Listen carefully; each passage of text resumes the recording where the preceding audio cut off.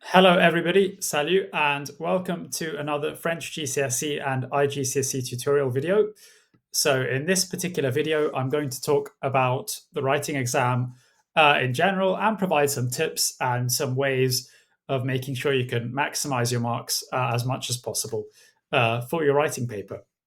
So just to introduce myself a bit before getting into it, I'm Dhananjay Talwar, and I studied French and Italian for my MA at the University of Cambridge, graduating in 2015. I've been an educator since that time, mostly as a full time tutor. Um, and over the last 6 years as a full time tutor, I have helped more than 500 different students to achieve or even exceed their target grade in French GCSE or iGCSE, which has been a very rewarding experience. I do tutor other languages too, as languages are my real hobby and passion. I've taught 8 of them so far for GCSE and iGCSE, and several at higher levels as well. I am, as mentioned, really passionate about languages. I've learned more than 20 languages myself to different levels, and at least 9 of them to fluency, and something that I continue to do for fun as well. I really enjoy motivating my students and seeing them succeed and giving them the tools in order to get their target grades in exams. So let's skip on now to the French GCSE and iGCSE exam boards. This is just a recap, again, an overview of the different exam boards. So 4 of them that are there as of July 2025 for GCSE French and 2 for iGCSE French. It's important to know, to recognize which exam board it is that you're doing, because the procedure, the format of the papers can be a bit different for different exam boards. However, it must be emphasized that there is considerable overlap, particularly in, say, the topic areas that come up. And all 4 skills, speaking, reading, writing, and listening, will always be tested and examined as well. Okay, so these are the different possible parts of the French GCSE or iGCSE writing exam. This does not mean that every single one of these tasks will come up in for you in your particular paper, because that's impossible. That would be far too much for one student to do in one exam. These first tasks listed here, the form filling exercise, listing exercise, writing out short sentences in French, providing a response to a photo, and a grammar exercise, those are specific to particular exam boards or particular levels, such as foundation tier rather than higher tier. And those are not covered in my videos. The shorter writing task and the longer writing task, which are much more common across all of the exam boards and generally have to be done by the vast majority of students. I do have one separate video on shorter writing tasks and another video on how to handle the longer writing task. So I really recommend having a look at those. Translation, which is mentioned at the bottom here, many students will have to do translation as part of their writing exam, and that is generally translation from English into French. That's also covered in a different video on the topic of translation, which looks at both translation from English to French and from French to English. But this is just to give you an overview of all of the potential parts of a writing exam. Okay, so these are the exam durations, both for GCSE French exam boards and iGCSE French exam boards. Again, there's a little bit of a variation from exam board to exam board. So I recommend getting used to how it will work for your particular exam board as early as you can and trying to make a note of the particular duration of your exam. It's very useful to practice in timed exam conditions as well, trying to mimic the exam as closely as possible.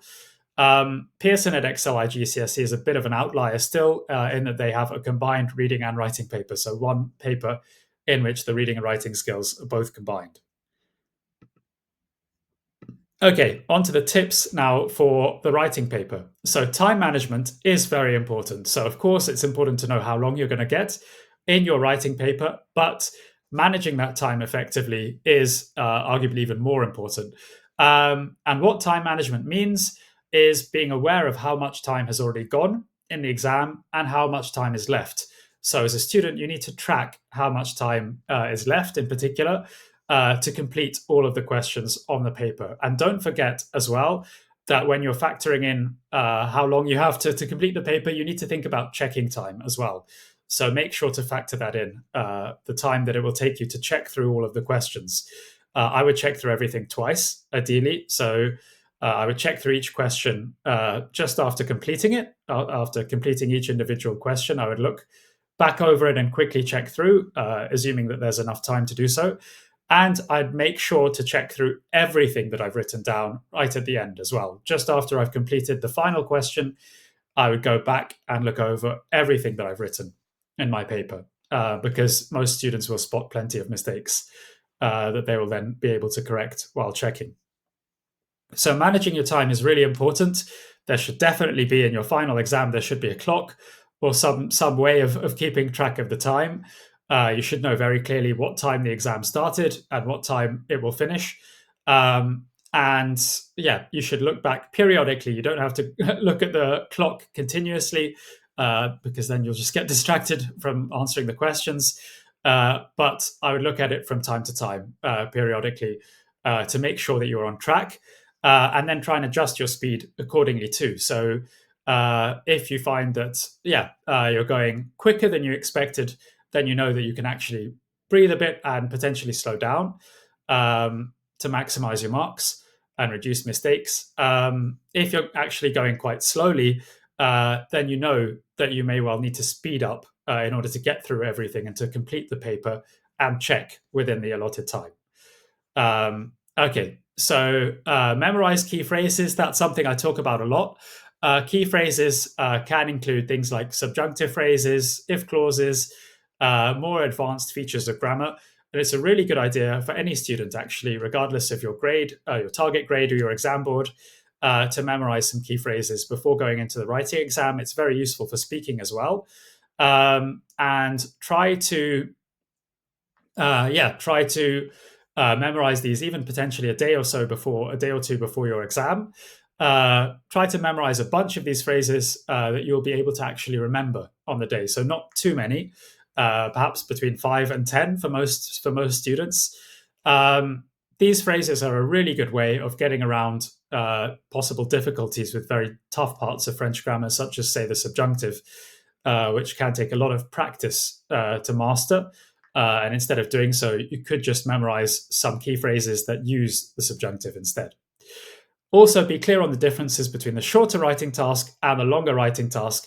The shorter writing task, is more formulaic in nature. The longer writing task requires more showing off. But do look through my other videos, one each, on the shorter writing task and the longer writing task for more detail on that.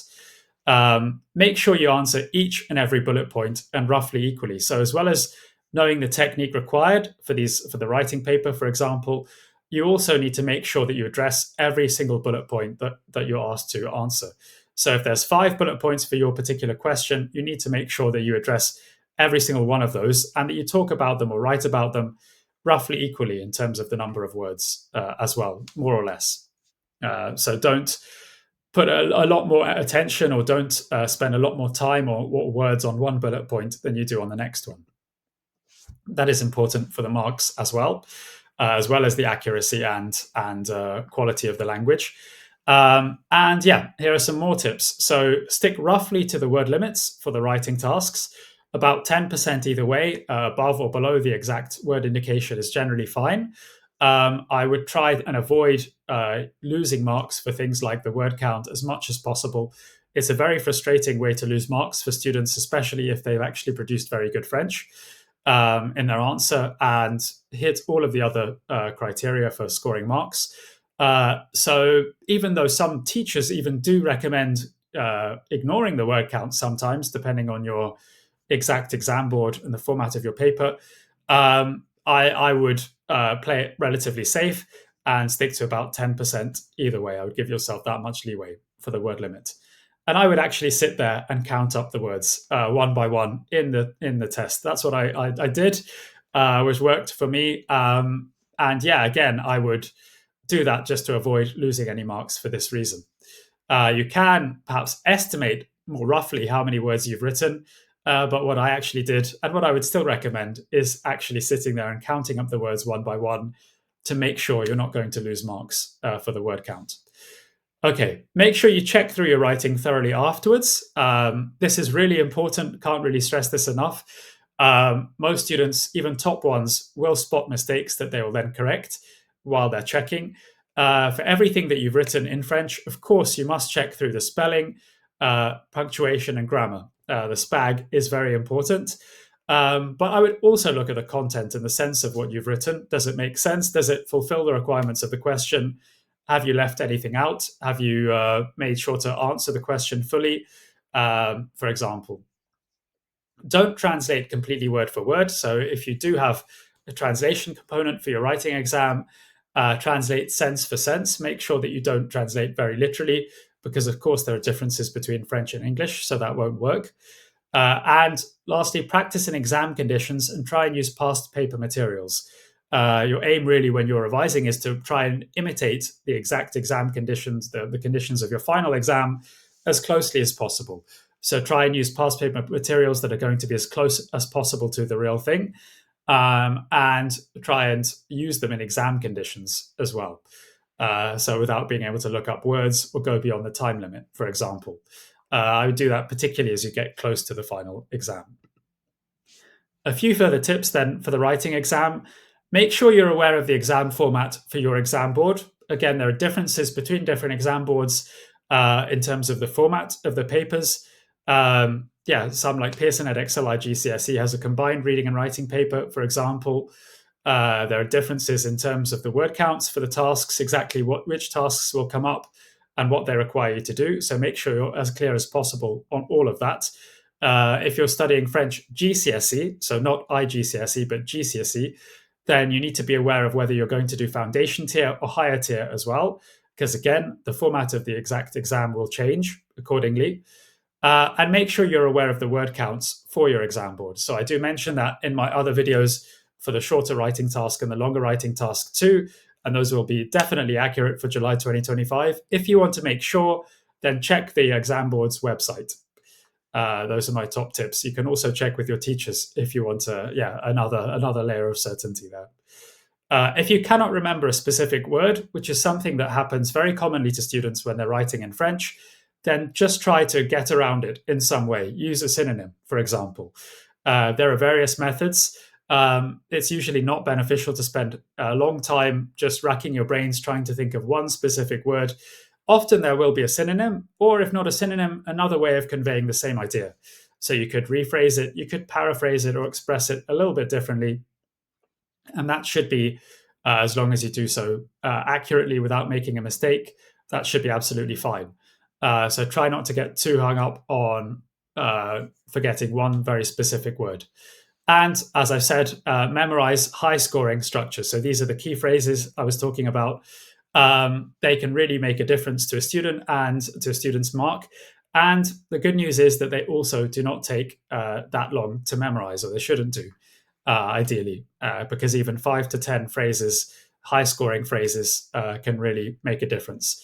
And I do have free resources available, including a list of my top French GCSE and iGCSE key phrases, which I've compiled based on my considerable experience with French GCSE and iGCSE. Okay, now here is a quick quiz to test your knowledge of the French GCSE and iGCSE writing exam. So firstly, why is checking your work thoroughly so important? I'll give a bit of time before showing the answer for this. So just think through what you think the answer is.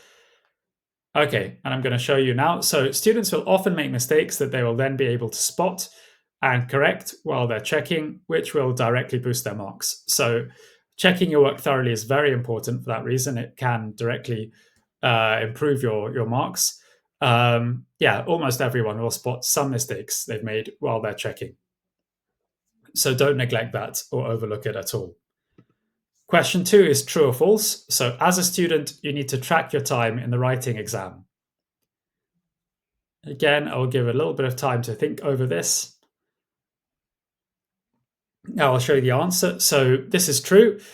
Try to make sure you've always got some awareness of how much time has already gone and how much time is left to answer the remaining questions in the exam too.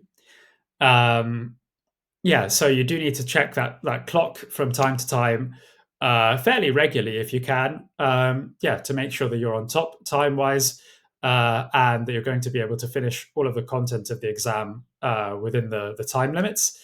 Make sure you leave yourself enough time to check, ideally as well. That is important. Okay, question 3. So true or false again. You cannot predict exactly which topics your writing tasks will be based on in the writing exam. Okay, I'll give a little bit of time and I'll show you the answer now. So this one is also true. And for that reason, it's also definitely important to revise vocabulary across all of your topic areas. Topic areas can vary a little bit, or they can be categorized or broken up differently for different exam boards. So, of course, make sure you know the topic areas for your exam board. Sometimes students will try and predict based on, say, past papers or the syllabus, which topics may possibly come up in the writing paper or in other papers. It's a dangerous game, though. It certainly cannot be reliably done. And so, yeah, I don't think there's any way of avoiding simply revising vocab across all of the topic areas. And that includes potentially harder topics like the environment, for instance. And lastly, question 4. What should you do if you cannot remember a specific word you want to use while you're writing in French? Okay, so I talked about that fairly recently, but I'll give you a bit of time to think over that and reflect on it, and then show my answer. Okay, let me click to show the answer now. So, yeah, try and get around this by using a synonym. Synonyms can be very useful, or by expressing the same concept but in a different way, like paraphrasing. Try to avoid spending too much time on one individual word. Of course, that depends how your exam is going in terms of timing too. If you've got plenty of time available, you're going to be able to finish all of the questions in the paper easily and have plenty of time for checking as well. Then perhaps you could afford to spend a bit longer trying to remember an individual word.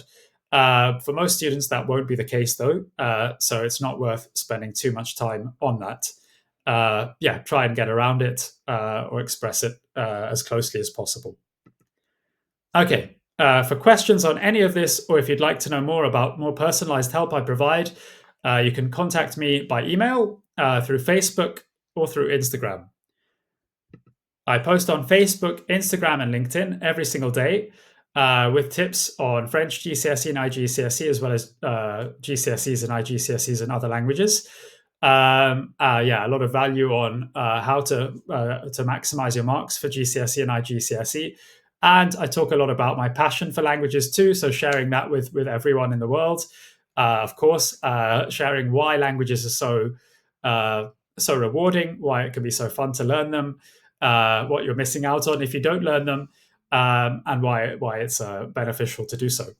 I have many resources available, including free resources on French, GCSE, and iGCSE, and other subjects too. As mentioned, I have a Facebook group that's free to access too for French, GCSE, and iGCSE students and their parents.